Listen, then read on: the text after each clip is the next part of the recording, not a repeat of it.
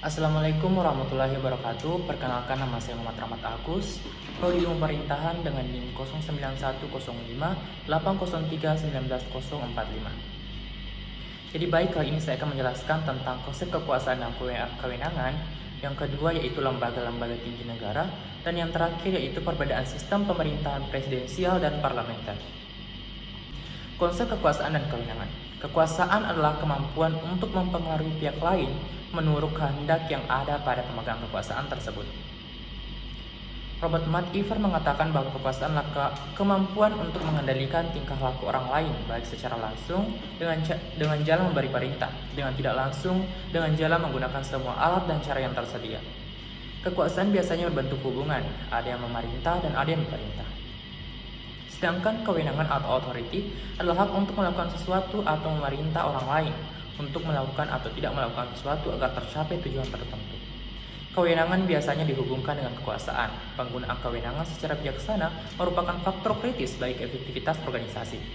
Kewenangan digunakan untuk mencapai tujuan pihak yang berwenang, karena itu kewenangan biasanya dikaitkan dengan kekuasaan.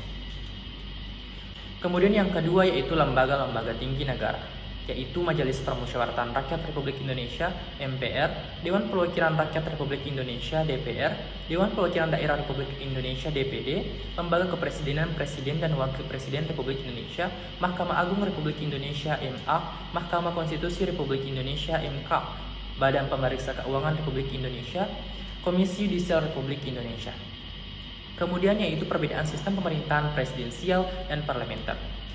Sistem pemerintahan presidensial adalah sistem pemerintahan di mana kepala pemerintahan dipegang oleh presiden dan tidak memiliki tanggung jawab terhadap parlemen legislatif. Sementara itu, menteri bertanggung jawab kepada presiden karena presiden memiliki kedudukan sebagai kepala negara sekaligus kepala pemerintahan. Sedangkan sistem pemerintahan parlementer adalah sistem pemerintahan di mana pemerintah eksekutif bertanggung jawab kepada parlemen. Dalam sistem pemerintahan parlementer, parlemen memiliki kuasa dan kewenangan yang besar dalam mengawasi kebijakan eksekutif. Dapat kita lihat perbedaan presidensial dan parlementer yaitu dari kepala negara, yang dimana kepala negara presidensial yaitu menjabat sekaligus sebagai kepala pemerintahan. Ini dipilih secara langsung oleh rakyat melalui pemilihan umum. Sedangkan parlementer, Perdana Menteri dipilih oleh parlemen melalui penunjukan secara langsung untuk menjalankan fungsi eksekutif. Biasanya dalam sistem parlementer ini pemilih oleh rakyat dilakukan memilih anggota parlemennya saja.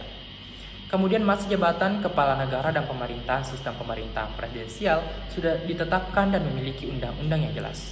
Sedangkan parlementer, sistem pemerintahan parlementer masa jabatan Perdana Menteri tidak menentu atau tergantung dari parlemen. Kemudian sistem pemerintahan presidensial mengisingkan kekuasaan dan legislatif berjalan sejajar atau tidak bisa saling menjatuhkan. Sedangkan sistem parlementer tidak mengisingkan kesetaraan kedudukan antara kekuasaan eksekutif dan legislatif. Sederhananya, kabinet dalam hal ini Perdana Menteri dan menteri-menteri tidak bisa dijatuhkan oleh parlemen. Jadi baik, cukup sekian materi dari saya. Akhir kata, jangan tanyakan pada diri Anda apa yang dibutuhkan dunia. Bertanyalah apa yang membuat Anda hidup, kemudian kerjakan. Karena yang dibutuhkan dunia adalah orang-orang yang antusias. Wassalamualaikum warahmatullahi wabarakatuh.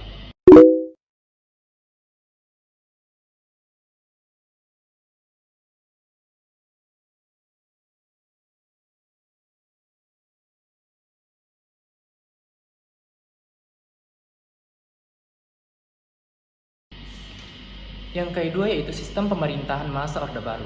Istilah Orde Baru dipakai untuk memisahkan kekuasaan era Soekarno yaitu Orde Lama dengan masa kekuasaan era Soeharto.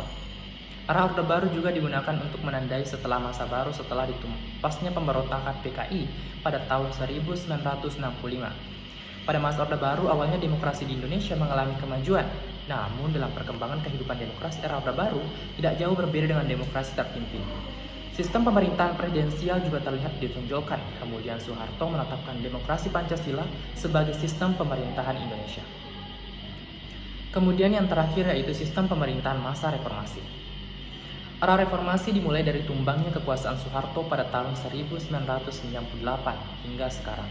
Pada era reformasi, pelaksanaan sistem pemerintahan demokrasi Pancasila diterapkan sesuai dengan asas demokrasi yang berlandaskan Pancasila.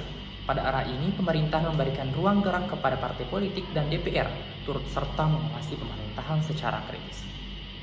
Jadi baik, cukup sekian penjelasan dari ketiga materi tersebut. Akhir kata, ambillah resiko yang lebih besar dari apa yang dipikirkan orang lain aman. Berilah perhatian lebih dari apa yang orang lain pikirkan bijak.